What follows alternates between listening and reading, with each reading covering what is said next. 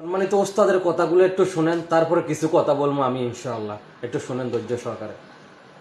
জীবনে কোনোদিন ছেলে মেয়ে বদদোয়া করবেন না। ছেলে মেয়ে যদি আপনাকে মারে, আপনাকে গালি দেয়, আপনার হাত পা ভেঙে দেয়, তবুও আপনি আল্লাহকে বলবেন না আল্লাহ তুমি এই ছেলেকে ধ্বংস করো। ছেলেকে বলবেন না তোকে ত্যায্য পুত্র করলাম, তোকে ত্যায্য পুত্র করলাম, তুই বাড়ি থেকে বের হয়ে যা, তোকে জমি দিব না, এই করবো না সেই করবো না, কিছু বলবেন না। তাড়াহুড়া করে ওযু করে ভিতরে ঢুকে 2 রাকাত সালাত আদায় করে আল্লাহকে বলেন আমাকে ছেলে ফিরিয়ে দাও। আমি তো এই ছেলে চাইনি, আমি অনেক কষ্ট করে ছেলে মানুষ করেছি, তুমি আমাকে ছেলেকে ফিরিয়ে দাও।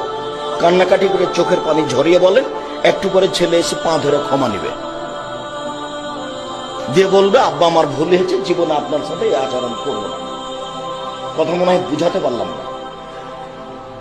জীবনে কোনোদিন পরস্পর সবকে বলে দিবেন ছেলে মেয়ের জন্য বদদোয়া করবেন না।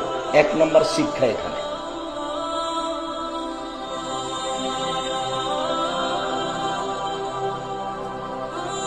2 নম্বর শিক্ষা হলো এই, বাপ মায়ের দোয়া কবুল হয় বলার সাথে সাথে উপরে লেগে যাবে, মধ্যে কোনো এর নাই, অন্তরাল নাই, আর নাই। আমাদের এখানে কদ্দুদ্দ কিছু হয়ে গেলে মা বাবা ছেলে মেয়েকে বদদোয়া দেয়, অভিশাপ দেয়। তারা জানে না ওই তারা এই বদদোয়ার কারণে, অভিশাপের কারণে ওই ছেলে মেয়ের দুনিয়াও ধ্বংস হয়ে যায়, আখিরাতও ধ্বংস হয়ে যায়। তারা জানে না যে মা বাবার কথাটা বলতে দেরি হয়, আল্লাহ গ্রহণ করতে দেরি হয় না। মা বাবা অভিশাপ দিতে দেরি হয়, আল্লাহ কবুল করতে দেরি হয় না।